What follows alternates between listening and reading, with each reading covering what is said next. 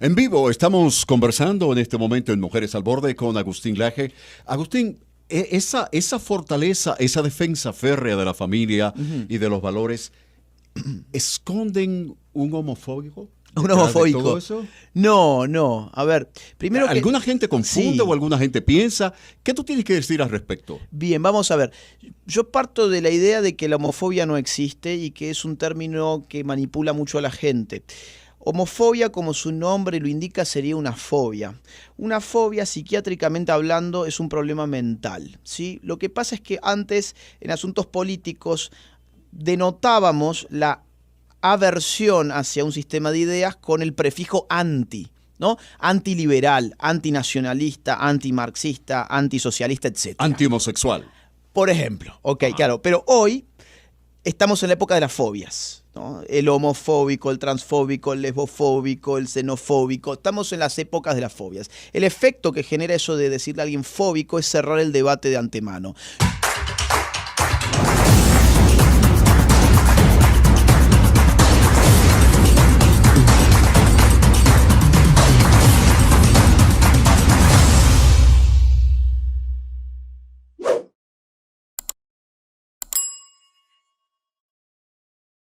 Bueno, yo sé que no parece extraño la voz de un hombre en Mujeres al Borde, porque definitivamente también los hombres estamos al borde a través de este programa. Pero una persona que siempre ha estado al borde en términos de lo que es la opinión de la gente, por supuesto, es Agustín Laje. Bienvenido a Mujeres al Borde, Agustín. Muchas gracias por la invitación, es un placer estar con ustedes.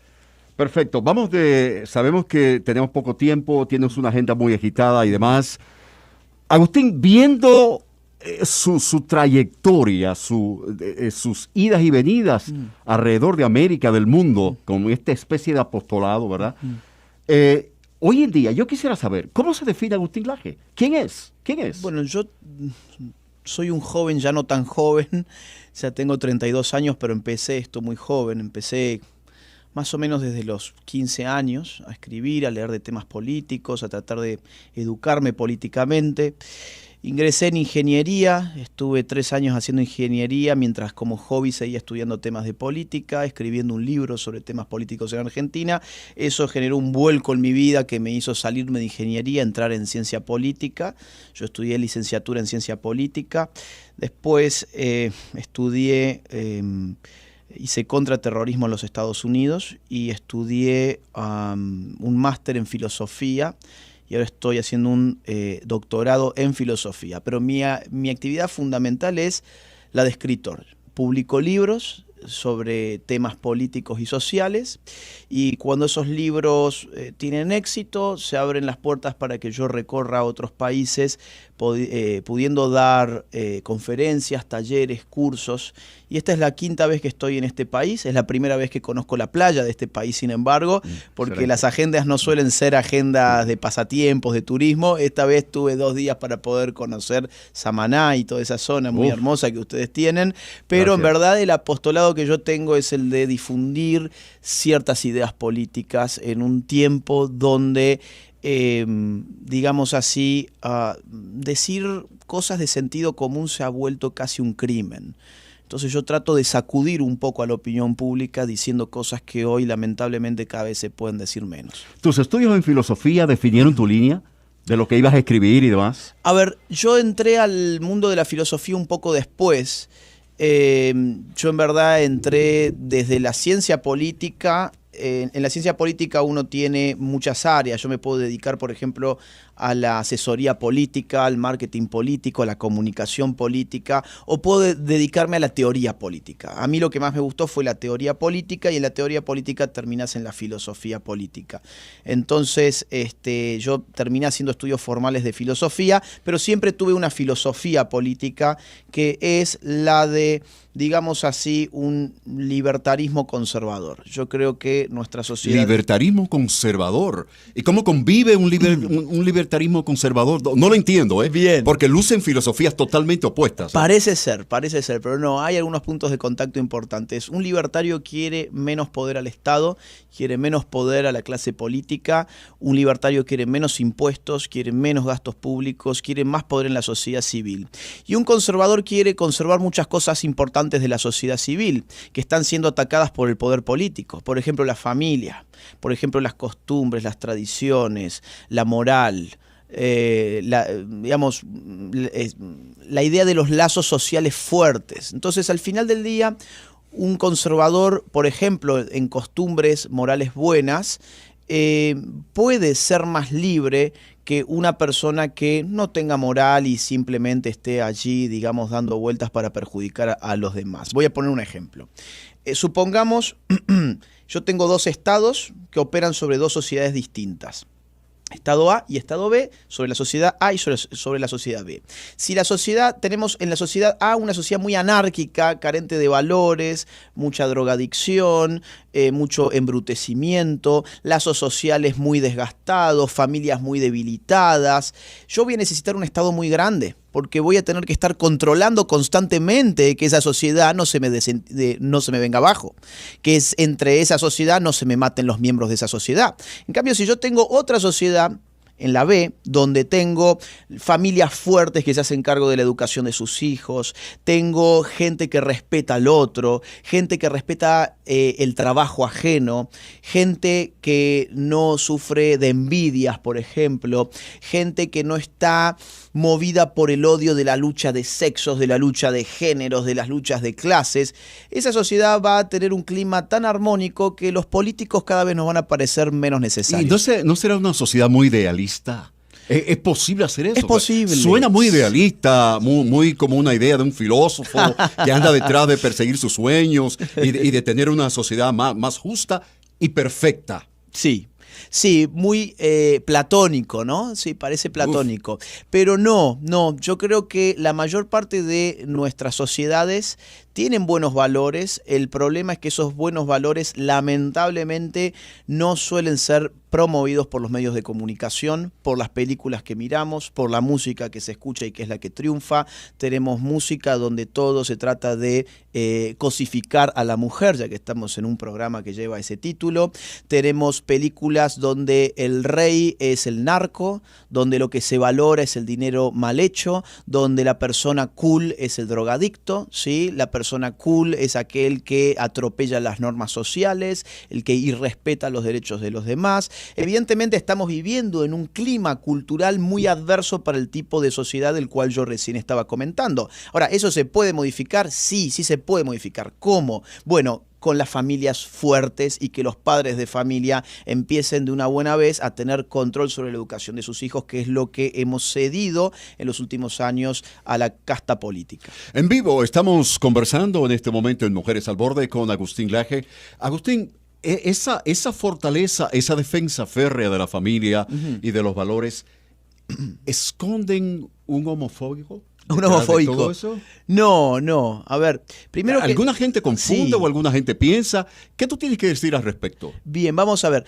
Yo parto de la idea de que la homofobia no existe y que es un término que manipula mucho a la gente. Homofobia, como su nombre lo indica, sería una fobia.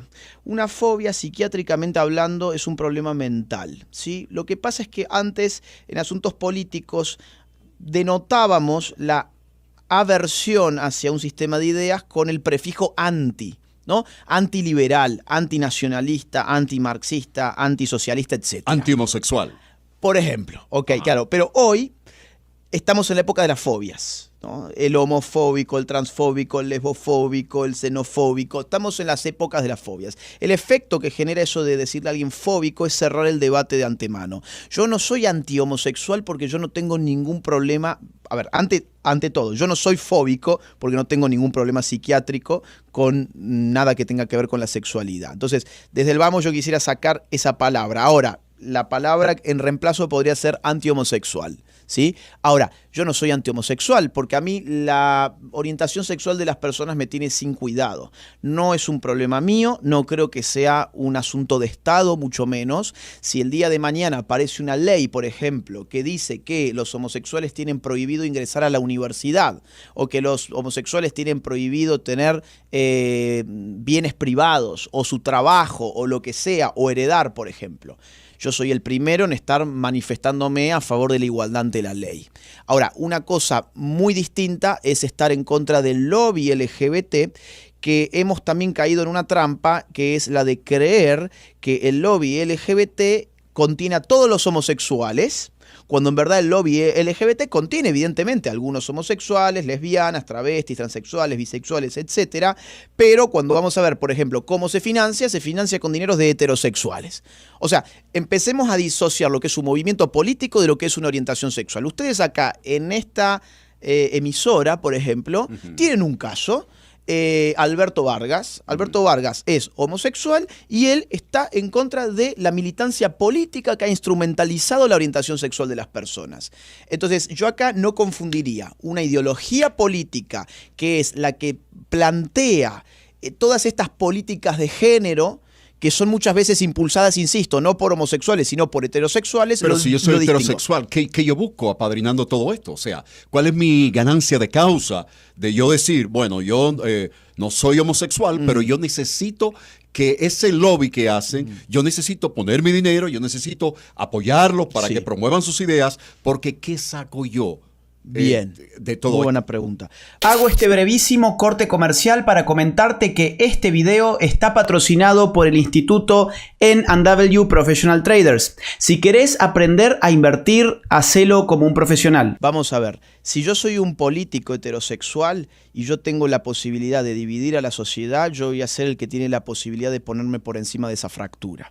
Hay una máxima de la ciencia política, muy conocida incluso por el común de la gente, que es divide y reinarás. Si son los políticos los que están generando esa división, están politizando los asuntos sexuales y por lo tanto es evidente que vamos a terminar teniendo ministerios de género, secretaría de la diversidad, leyes LGBT, etcétera, etcétera, etcétera, y eso es más poder para esa casta política. Mire, hasta tal punto esta locura ha llegado a Argentina que le comento, en Argentina el presupuesto estatal para políticas de género es 10 veces el presupuesto para la justicia.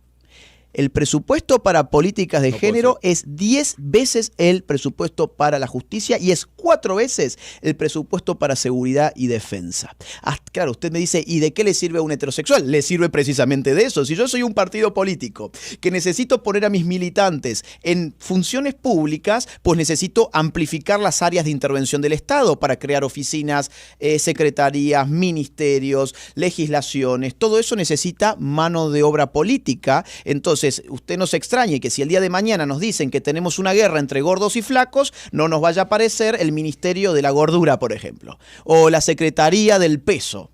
Cuando nosotros politizamos ámbitos de la vida civil, lo que estamos haciendo es estatizarlos. Ahora, ¿por qué las empresas pudieran estar financiando esto? Que muchas de ellas sí que lo están haciendo. Bueno, porque entienden que se tienen que acoplar a la nota cultural del momento. Ellos entienden, en muchos casos, por ejemplo, tenemos, no sé, voy a poner unos ejemplos. El vodka Absolute LGBT, el iWatch de Apple LGBT, tenemos los cereales Kellogg's LGBT, tenemos los juguetes de Lego LGBT. ¿Por qué lo hacen? Bueno, porque entienden que la nota cultural del momento está yendo por el lado LGBT y ellos como empresa no podrían quedarse afuera, tienen que subirse a ese tren para poder vender. Pero cuando hablamos en el contexto político, sí, luce como que el ala liberal política tiene una agenda mundial de apoyo hacia ese movimiento. Sí.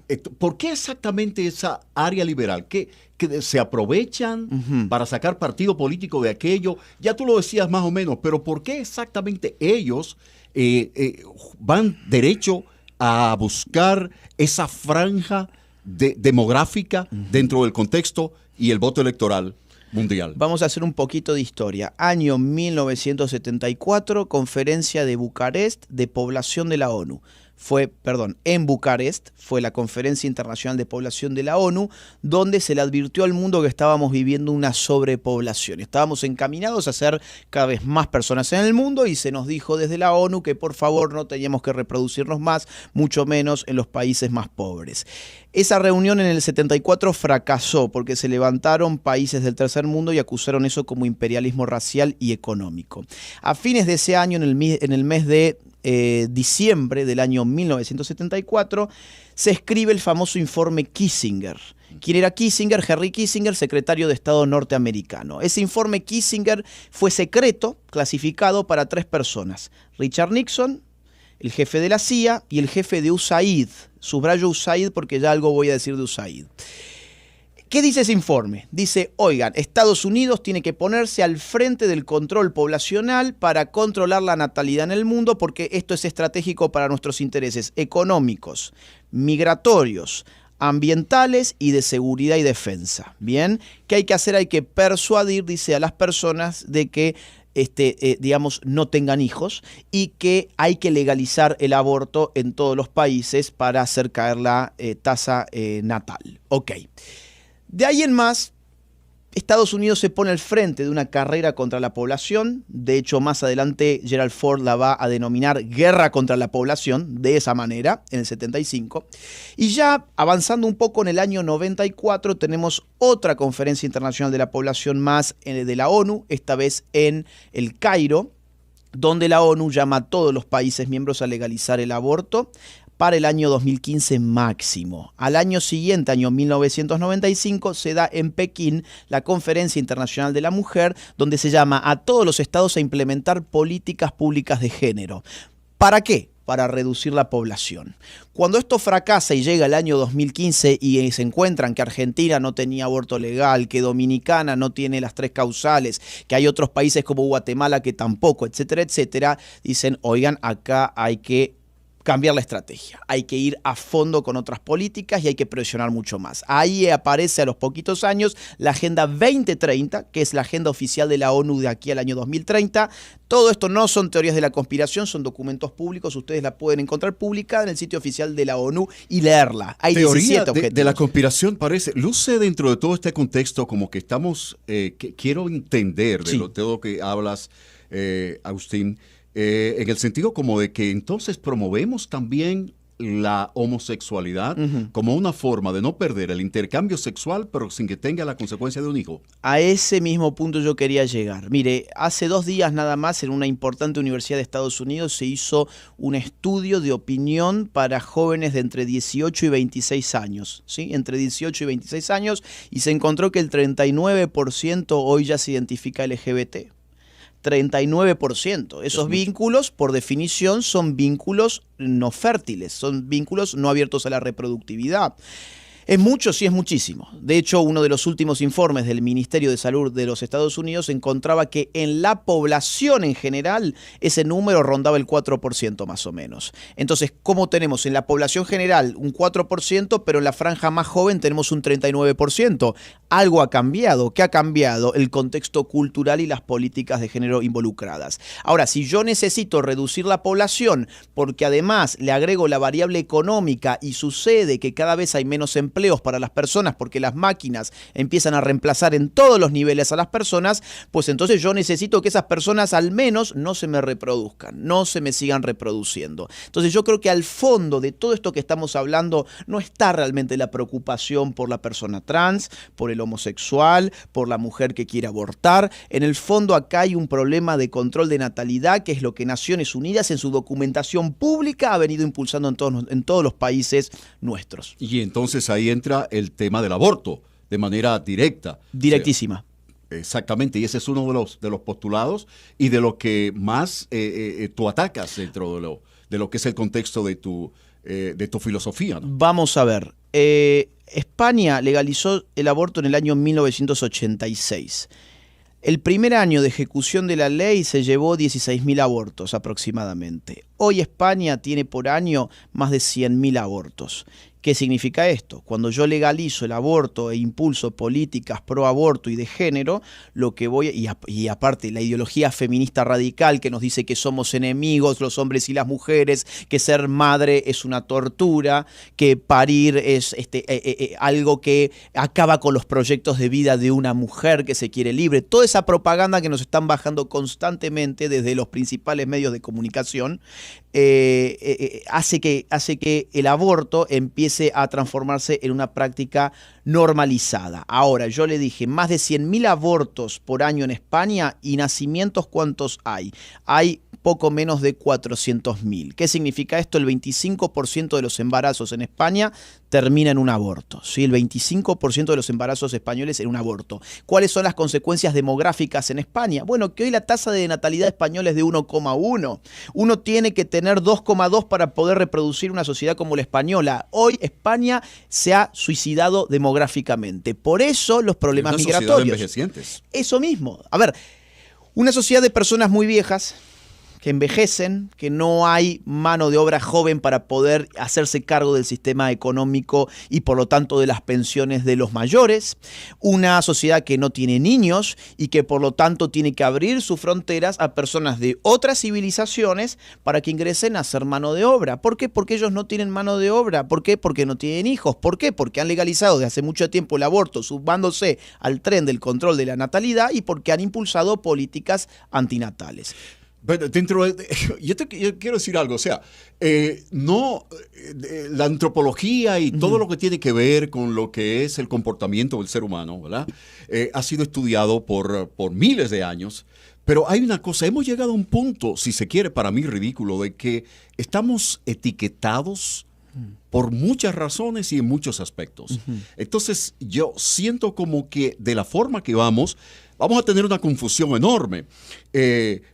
Hablamos de, por ejemplo, somos baby boomers, somos generación Z, sí, somos millennials, somos generación X, pero hay transexuales, hay lesbianas, hay homosexuales, hay transexuales. O sea, estamos etiquetados de todas formas. El otro día quise sacar la cédula para recordarme mi nombre y saber si era verdad que todavía yo mismo era hijo de mi padre y de mi madre. O sea, ¿por qué llegamos a este punto de hacer esta maraña? Bien. Y como hacer una nebulosa y que no sepamos realmente cuál es nuestra identidad al final?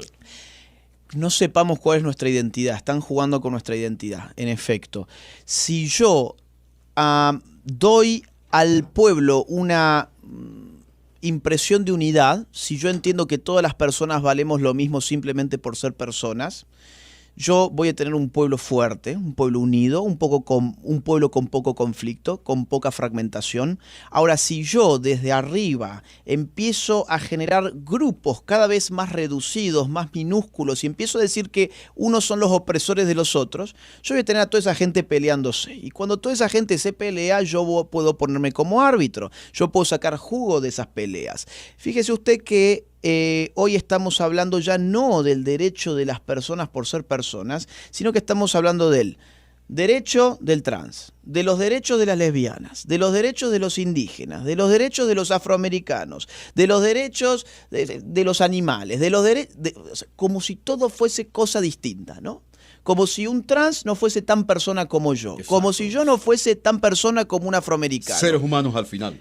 Entonces acá lo que se ha perdido es la noción de igualdad ante la ley. La igualdad ante la ley es un principio del derecho occidental que dice todos somos iguales en dignidad. Por lo tanto, las características accidentales de cada persona no tienen que intervenir en la forma en que esas personas son tratadas por la autoridad pública. Ahora bien, hemos reemplazado ese paradigma por el paradigma de la llamada discriminación positiva, que genera grupos en la sociedad y derechos diferenciales para cada grupo, supuestamente para darles igualdad de resultados, no igualdad de tratos. Entonces, vamos a suponer, bueno, necesitamos una ley de paridad de género porque hemos encontrado que en las empresas las mujeres son menos que los hombres en la dirección de la empresa. Bueno, necesitamos entonces tratar de forma desigual frente a la ley a la mujer y al hombre para darle a la mujer una igualdad de resultados y obligar a las empresas a que tengan directorios pares en términos de género. O por ejemplo, vamos a ver, la comunidad LGBT necesita un derecho diferencial para sus miembros transexuales en que el Estado le pague sus hormonas. ¿Por qué? Porque han sido históricamente relegados y ellos tienen el derecho entonces de que el Estado, o sea, los ciudadanos que pagamos impuestos, le demos dinero para sus cirugías estéticas y para sus hormonas. No, a ver, acá lo que hay que decir, oigan, todos somos iguales ante la ley. Basta de legislaciones diferenciales que lo único que hacen es dar privilegios a las personas y generar conflictos dentro de la sociedad. Entonces, ¿tú no crees en eso de que debemos darle una oportunidad especial a la mujer por el hecho de ser mujer? No, yo creo que la mujer se puede ganar en esta sociedad cosas sin que le demos ninguno de todas esas cosas. A ver, vamos a ver. La mujer, dicen que necesita para estar en política leyes especiales. A ver, escúcheme, ¿cuántas mujeres hay en la historia de Occidente que han llegado y que han hecho historia además con sus gobiernos? Margaret Thatcher acabó con los sistemas comunistas. A pesar de que los comunistas son hoy los que dicen que están a favor de la mujer, pero cuando tuvieron el poder nunca pusieron ni a una sola mujer frente a una posición de poder. Margaret Thatcher estuvo junto con Ronald Reagan enfrentando a la cortina de hierro. Bachelet, en Chile, no es de mi agrado, pero ha llegado por sus propios méritos. Cristina Kirchner, que la soportamos en Argentina, su corrupción y su delincuencia desde hace años, pero llegó ahí por sus propios méritos. Dilma Rousseff, es decir, tenemos, la persona más importante de la política europea, Angela Merkel, hasta el día de hoy, sí, es una mujer que llegó allí sin ninguna ley especial. Yo entiendo que las mujeres... no todas están a favor de eso. Hay muchas que dicen, oiga, yo me lo puedo ganar por mí misma. Yo no necesito un político que venga a poner una ley para ponerme allí en una situación de supuesta paridad de género. El mérito es importante y lo que nosotros tenemos que lograr son puntos de partidas igualitarios. No los resultados van a ser siempre iguales. Incluso más, voy a poner algunos ejemplos de cosas que lamentablemente no se hablan. A la mujer le va demasiado bien en muchas cosas y nos han ocultado en eso que les va bien a las mujeres para darnos la sensación de que necesitamos ser la protectora de la clase política para que reivindique a la mujer. Voy a poner algunos ejemplos de este país. La esperanza de vida en el año 2020 de los dominicanos, de los hombres, fue 70 años. De las mujeres fue prácticamente 77, ¿sí? O sea, la mujer dominicana en promedio vive hasta 7 años más que el hombre en esta sociedad. Veamos, por ejemplo, otro indicador, los suicidios. El hombre en Dominicana se suicida 5 veces más que la mujer. Veamos los homicidios. El último año 2020, 1.002 hombres fueron asesinados en este país y 136 mujeres han sido asesinadas en este país. Es decir, un hombre tiene 90% más probabilidades de ser asesinado en Dominicana que una mujer. Ahora, cuidado, no se malinterprete lo que digo. ¿Significa esto que no tenemos que hacer cosas para proteger la seguridad de la mujer? De ninguna forma. Hay que hacerlas, hay que resguardar a la mujer y hay que castigar a las personas que ejercen violencia contra la mujer, sin lugar a dudas, pero no tapemos la realidad, ¿sí? Otro ejemplo, la matriculación en las universidades, ¿sí? Las mujeres se matriculan el doble que los hombres, el doble. El egreso en las universidades es el doble. El doble de mujeres egresa de las universidades en comparación con los hombres. ¿Más del doble? Acá, en este país, sí, por supuesto. Sí, es enorme. Entonces, a ver, ¿qué es una política de género, de igualdad de género? Bueno, una política de igualdad de género sería que yo dijera, oigan, como el doble de mujeres se egresa en este país en comparación con los hombres, que los hombres se puedan egresar de las universidades aprobando menos materias. O que el hombre pueda aprobar sus materias en vez de sacando, vamos a suponer, un 6, que tenga que sacar el hombre un 3. Así le duplicamos la tasa de egreso. ¿Eso es justo? No, eso es injusto. Si la mujer se egresa el doble que el hombre porque estudia más, porque es más inteligente y más responsable, bienvenido sea. No podemos meter a la clase política en todo a hacernos iguales, porque no somos iguales. Porque no somos iguales y en la diferencia está la complementariedad. El problema es que nos han confundido la diferencia con la opresión. Porque eso es muy controvertido. A ver. No somos iguales. No.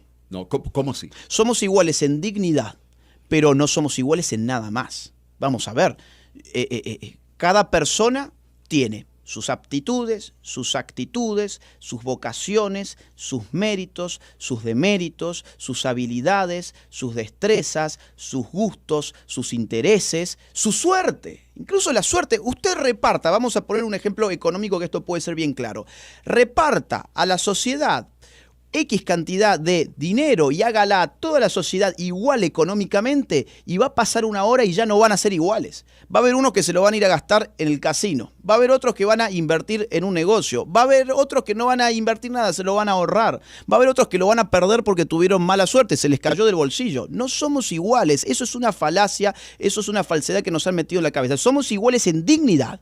y por lo tanto todos merecemos respeto y que se nos trate igual, pero no somos iguales. ¿Intelectualmente somos iguales todos? Mire, hay una diferencia. La mujer en promedio, ¿sí? En la media de la mujer, en términos medios, la mujer es más inteligente que el hombre. En los extremos, el hombre aparece con diferencial a su favor o en su contra. ¿Qué significa esto?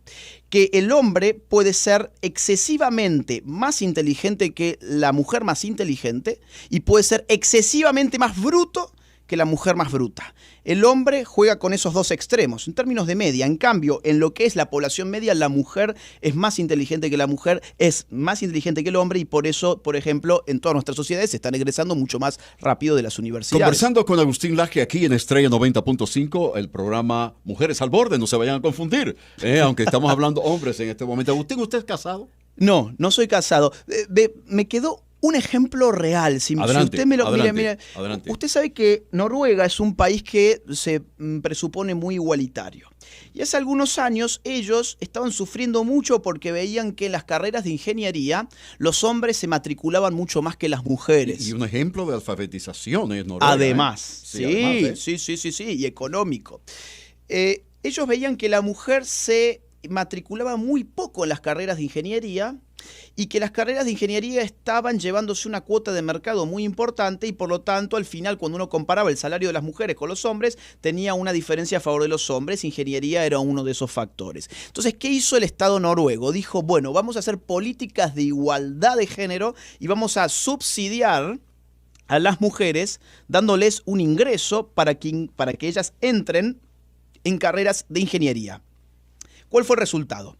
Mientras ese estímulo económico del gobierno estuvo, más mujeres se matricularon en ingeniería. Obviamente. En un momento dado dijeron, hemos logrado la igualdad, vamos ya a cerrar esta política, vamos a dejar de dar dinero porque ya logramos la igualdad. Dejaron de dar dinero y ¿sabés qué pasó? Inmediatamente la curva cayó porque la mujer no se inscribía en ingeniería si no era por dinero. ¿Eso de qué nos habla? Nos habla de dos cosas. No podemos estar jugando con la voluntad de la gente comprando su voluntad, ¿sí? Y nos habla de otra cosa. Y yo me pregunto, digamos, ¿qué pasa con todas esas mujeres que entraron en ingeniería por la ayuda del gobierno? ¿Estarán realizadas? ¿Será realmente el proyecto de vida que ellas tenían? ¿Estarán contentas con el ejercicio de la profesión? Hubiese sido mejor que dijéramos, miren, que la gente sea libre de elegir, que si las mujeres voluntariamente quieren ser ingenieras, pues que sean ingenieras, les abrimos la puerta, por supuesto. Ahora, si las mujeres quieren ser maestras, médicas, bioquímicas, lo que sea, pues que sean lo que ellas quieran ser, pero no podemos estar jugando a igualar a las personas con los subsidios estatales. Esa es mi postura. Es como que estamos forzando a una situación porque queremos hacer eso. Exacto, estamos forzando porque se nos ha metido en la cabeza de que todos tenemos que ser iguales. Y se nos ha metido en la cabeza también de que hay roles de la mujer que no valen nada y que valen muchísimo. Por ejemplo, la maternidad. Se nos ha metido en la cabeza, lamentablemente a través de unas campañas que han estado muy bien orquestadas, de que la maternidad no es un rol que habría que valorar. Que la mujer que tiene la posibilidad de decir incluso, yo quiero hacerme cargo de mi familia, decido no trabajar durante algunos años para poder educar a mis hijos y hacerme cargo del hogar, esa mujer se convierte en el hazmerreír de la sociedad. La mujer que ha decidido, por ejemplo, tener muchos hijos, ¿cuántas veces escuchamos burlas contra una mujer que tiene 6 hijos, 7 hijos, 8 hijos? ¡Ay, mira cómo se reproduce esta como si fuese un conejo! ¿No? Eso es lamentable. Es lamentable. Se nos ha dicho que el rol verdadero de la mujer tiene que ser el mismo que el del hombre. Que la mujer tiene que ser la empresaria, competitiva, feroz, agresiva, porque ese es su empoderamiento. Hay muchas formas de ser mujer. Hay mujeres que les gustará eso y que competirán en el ámbito de la empresa, en el ámbito de la política, hemos mencionado muchos ejemplos, y hay otras mujeres que les gusta, por ejemplo, ser las jefas de su familia. ¿Y por qué estigmatizamos eso? Agustín, ¿usted se considera ser un hombre de religión, religioso? Yo soy católico. No tengo sinceramente una formación católica muy aguda. Yo hice la comunión y la confirmación y cuando yo puedo voy a misa y esa es la participación que yo tengo en mi fe. La otra vez hubo una controversia porque me preguntaban cosas de la Biblia. Y comulga y de todo. Bueno, cuando me confieso. Sí. Fui a misa el otro día y no... Está llevando ahí los parámetros católicos muy bien, por lo que veo. Sí. Bueno, claro, o sea, tengo una formación media, digamos, de un católico medio. Ahora, yo me reencontré con la fe después de haber entrado en todos estos temas. No, digamos, es al revés de lo que la gente piensa. La gente piensa, como él es católico, él termina en estos temas porque es católico. No, al revés. Yo estaba muy alejado de la fe y después de meterme en todos estos temas y viendo que yo no era capaz de terminar de comprender ciertas actitudes que había de parte de mis adversarios, termino reencontrándome de alguna forma con la fe. Pero no soy un estudioso de esos asuntos ni suelo hablar de ellos porque no conozco bien, para ser sincero. No es mi intención zigzaguear en esta conversación, pero Sí. me viene a la mente algo importante. Y ahora no lo voy a hacer del contexto en esta pregunta de si nosotros pertenecemos a un plan elaborado donde hay gente que le interesa promover la agenda LGTB y demás. Quiero hacerlo por una historia. Escuché una estación de radio de Nueva York hace unos, 15 años aproximadamente. La historia de una mujer lesbiana donde ella estaba dando un testimonio, donde decía que nadie podría entrar en su cabeza y poder poder entenderla. Esa era la expresión. Porque ella había vivido toda su existencia como con ese gran saco a cuesta de que porque era homosexual, era totalmente discriminada. Hizo dentro de su testimonio, pues habló de que 3 veces estuvo al punto del suicidio porque entendía que ya no le quedaba otro remedio que simplemente suicidarse.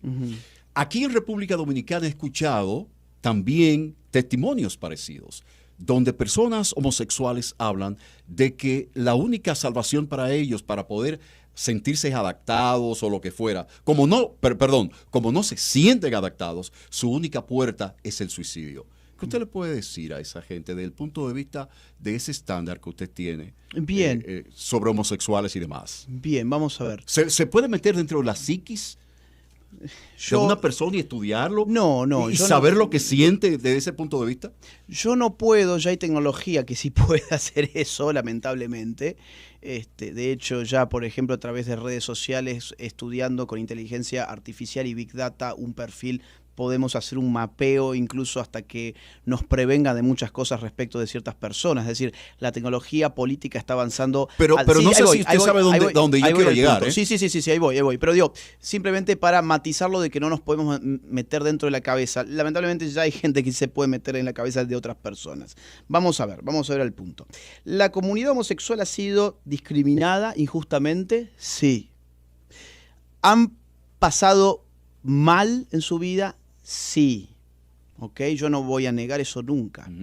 ¿Merecen respeto? Sí. ¿Merecen ser tratados de forma igualitaria por la ley? Sí. Ahora, en los tiempos que corren, yo creo que eso ha quedado bastante atrás. Yo creo que hoy la comunidad homosexual es parte de una celebración cotidiana que se lleva adelante desde los medios más importantes del mundo, que se lleva desde las compañías más importantes del mundo, que se lleva desde las grandes tecnológicas, Facebook, Twitter, Amazon, Google, eBay, Instagram, TikTok. Sí, todas las compañías de las Big Tech hacen lo mismo. Las Big Finance, los grandes financistas, son los que promueven los fondos de George Soros, por ejemplo, la Ford Foundation, Rockefeller Foundation, Arcus Foundation, Bill and Melinda Gates Foundation. ¿Sí? Todas esas grandes corporaciones financian las causas LGBT, tienen sus programas de televisión, tienen sus candidatos políticos, ya no tienen ni siquiera solamente el Día del Orgullo Gay, ahora hay un mes entero del Orgullo Gay. Las grandes marcas de ropa acompañan la causa LGBT, Hollywood acompaña la causa LGBT, Netflix no hay prácticamente ninguna serie que no tenga contenido LGBT. Todos los canales para niños, Cartoon Network, Nickelodeon, Disney Channel, tienen su contenido también LGBT. Entonces yo ya no sé si realmente hay una discriminación en el sentido de que están empujando al suicidio a esas personas. Yo veo que esas personas, al contrario, pueden encontrar no solamente un apoyo, sino una celebración constante en cualquier lugar donde yo pise. Hay incluso, hasta en mi país, tenemos hasta los semáforos LGBT. Cuando uno va a cruzar la calle, ya no tiene el muñequito que va caminando, sino que tiene los dos muñequitos con la falda, ¿sí?, que van juntos caminando, y ese es el semáforo. Tenemos también las sendas peatonales LGBT, tenemos los subsidios LGBT, las secretarías LGBT, tenemos todo LGBT. Ahora, hay algo que usted dice que es real, son los suicidios. ¿Por qué no han sido reducidos los suicidios incluso en los paraísos LGBT? ¿Por qué San Francisco, que es la capital del mundo LGBT, no ha reducido los suicidios? ¿Por qué los transexuales en Estados Unidos tienen un promedio de vida de menos de 45 años? Estamos hablando de una sociedad que se supone que es la cuna de la militancia LGBT, que tiene lugares tan emblemáticos como Miami, San Francisco, la gente de California en general, Los Ángeles. ¿Por qué se siguen suicidando en lugares donde ya han sido incorporados, donde no se los discrimina, donde activamente se les da políticas públicas al por mayor? ¿Por qué? Bueno, ahí yo ya me metería en un tema psiquiátrico, psicológico. Yo no soy ni psicólogo ni psiquiatra, pero sí me da a pensar que la explicación de la discriminación a mí no me basta. De hecho, comunidades discriminadas históricamente han mostrado resiliencia y menores índices de suicidio frente a otras comunidades. Por ejemplo, la comunidad afroamericana se suicida menos que la comunidad blanca. La comunidad judía, que han sido perseguidos históricamente, tiene menos suicidios que las comunidades cristianas, por ejemplo. Entonces, a mí la variable de la discriminación no me termina de cerrar, digamos, el esquema. Bien, el tiempo se nos venció, ¿verdad? Me están apuntando aquí. Hay tantos temas para poder seguir hablando, ¿verdad? Con Agustín Laje, que está en vivo aquí en Mujeres al Borde, a través de Estrella 90.5 FM. Me apuntan conferencia que tiene acá. Tiene una conferencia el 13 de noviembre sobre la familia y las mujeres. Así es. Evidentemente voy a estar acompañado por dos mujeres que van a hablar desde otra óptica. Yo voy a... Agustín Laje acompañado de dos mujeres. Sí, aunque usted no crea... Hay mujeres que tienen la creencia o la percepción de que Agustín Laje está contra ellas. Sí, afortunadamente no son la mayoría. De hecho, la mayoría de mi público es femenino, le cuento. Es más, le voy a contar rapidito una anécdota. En Perú yo tenía que dar una conferencia en la Universidad San Marcos, que es de las más importantes del Perú, y un grupo revoltoso de feministas tenía la intención de incendiar el auditorio donde yo estaba hablando. Lo habían anunciado por redes, y ¿saben quién fue a defenderme? ¿Quién se les paró al frente a las feministas? Un grupo de transexuales. Porque ellos entendían que tenía valor lo que yo estaba diciendo, y que yo, al oponerme a la politización de la identidad de ellos, les hago un buen favor a ellos, y no los que los están todo el tiempo queriendo comprar con subsidios y con políticas absurdas. Cuando Agustín Laje llega a la casa en la noche, se da un baño y se acuesta, piensa dentro de sí, reflexionando, ¿lo que estoy haciendo me satisface? ¿Está bien? ¿Está mal? ¿Soy un juez que trata de juzgar lo que no es? ¿Qué piensa Agustín Laje? No, yo no soy un juez. Soy una persona que trata de comunicar las ideas que tiene, y se ha dado cuenta que hay muchas personas que tienen mis mismas ideas, pero que estaban muy silenciadas. Entonces, si yo opino con tanta vehemencia a veces y de forma tan categórica, es porque quiero romper algo que en psicología política se llama la espiral del silencio. Hay mayorías que están silenciadas, que no se animan a hablar porque tienen miedo que le digan que es un misógino, un homofóbico, un transfóbico. Yo hablo fuerte y de la forma más vehemente que puedo para tratar de despertar la valentía de esas personas. ¿Qué hago yo cuando llego a mi casa? Duermo tranquilo. Duermo tranquilo. Muy bien.